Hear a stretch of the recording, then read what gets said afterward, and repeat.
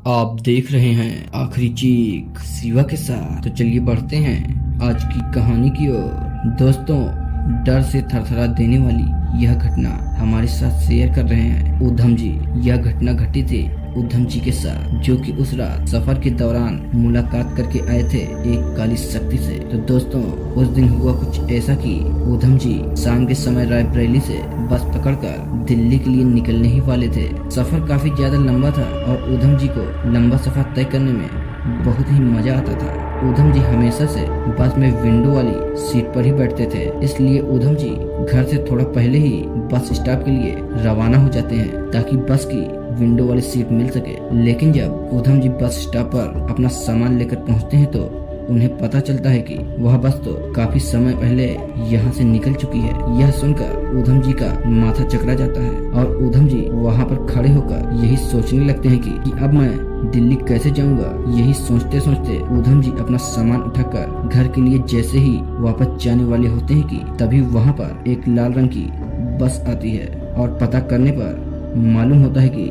यह बस भी दिल्ली जाएगी, लेकिन यह बस बछरावा के जंगल से होते हुए जाएगी। उधम जी को दिल्ली जाने से मतलब था। उधम जी उस बस में जाकर बैठ जाते हैं और उन्हें पीछे की विंडो वाली सीट भी मिल जाती है। उधम जी को यह सफर तय करने में 24 घंटे से ज्यादा लगने वाले थे। उधम जी अपनी फोन में कुछ देख रहे होते हैं कि तभी किसी की आवाज आती है। पीछे मुड़कर जब उधम जी देखते हैं तो पता चलता है कि बस का कंडक्टर बोल रहा था कि सर, जो खाना हो यहाँ खा लीजिए, वरना इसके बाद बस 4 घंटे के बाद ही रुकेगी। इसलिए उधम जी भी खाना खाने के लिए उतर जाते हैं और होटल के अंदर जाते ही उधम जी जी भर कर खाना खाते हैं।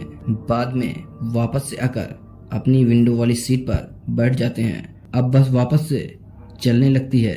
तभी उधम जी की नज़र बस के बगल में लगे एक बोर्ड पर पड़ती है, जिस पर लिखा होता है कि यह कोई आम रास्ता नहीं है।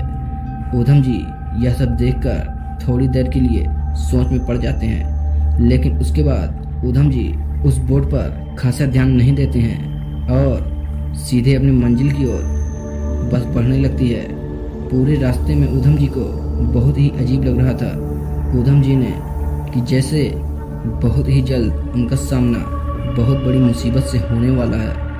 बस के सफर को इस कदर देख उधम जी ने एक आदमी से पूछा कि आपको नहीं लगता कि यहाँ पर कुछ अजीब सा चल रहा है? वह आदमी उधम जी से बोलता है, हाँ भाई, लगता तो ऐसा ही है, और लोगों का मानना है कि इस रास्ते में रात के समय चुड़ैलों का आतंक होता है जो मनुष्य को अंगों को काटकर चबा जाती है। यह सब सुनकर उधम जी के माथे पर पसीने की बूंदें साफ साफ दिखाई पड़ रही थी और तभी उधम जी को उस बोर्ड की चेतावनी याद आती है। लेकिन उधम जी को अभी भी चुड़ैलों जैसी बातों पर विश्वास नहीं होता और जैसा कि उस आदमी ने उधम जी को बताया था, बछरावा के 10 किलोमीटर के दायरे में जो जंगल है वह काफी हंटेड है। उधम जी को चुड़ैलों पर विश्वास भी नहीं होता था। वह अपने स्थान पर जाकर चुपचाप से बैठ जाते हैं। धीरे धीरे बस की रफ्तार बढ़ना चालू हो जाती है। उधम जी को अब ऊपसी लगने लगे थे, इसलिए उधम जी विंडो से बाहर की ओर देखने लगते हैं। तभी उधम जी की नज़र उस बगल वाले हाईवे पर जाती है, तो तब उधम जी ने उस हाईवे पर किसी को दौड़ते हुए देखते हैं। वह इतनी तेज छलांग मार रहा था कि वह कोई आम इंसान नहीं हो सकता था। उधम जी यह सब देख ही रहे थे कि तभी वह साया बगल के लगे खंबे के ऊपर दौड़ने लगता है। यह सब देखकर उधम जी का दिल धड़कने लगता है, क्योंकि उधम जी ने अपने पूरे जीवन में इस तरह का दिल दहला देने वाला दृश्य कभी नहीं देखा था। उधम जी अपनी खिड़की को बंद करके अंदर से पर्दे लगा देते हैं। उधम जी अपनी सीट पर आंखें बंद करके बैठे रहते हैं कि तभी अचानक से उधम जी का सिर आगे वाली सीट से लड़ जाता है। उधम जी बस ड्राइवर को उतरकर डांटने लगते हैं, लेकिन बस में कोई ब्रेक लगा ही नहीं था। उधम जी दोबारा से आकर अपनी सीट पर बैठ जाते हैं। अब बस अपनी पूरी चाल के साथ चलने लगती है। अब उधम जी का दिमाग चकरा जाता है कि आखिर ऐसा कैसे हो सकता है। उधम जी फिर से अपनी गहरी नींद में सो जाते हैं। अभी 10-15 मिनट हुए ही थे कि उधम जी का सिर फिर से सीट में टकरा जाता है।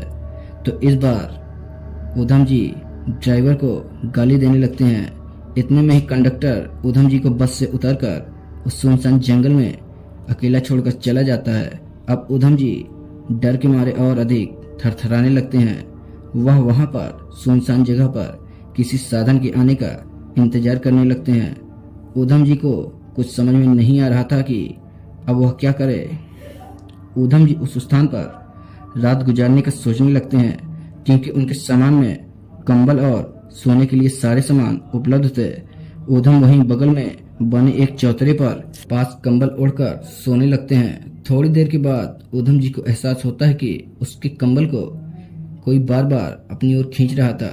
ऊधम जी जब बाहर देखते हैं तो उनके सामने एक सफेद बालों वाला आदमी खड़ा होता है, और देखते ही देखते वह आदमी उछलकर बगल के खंभों के ऊपर चढ़ जाता है।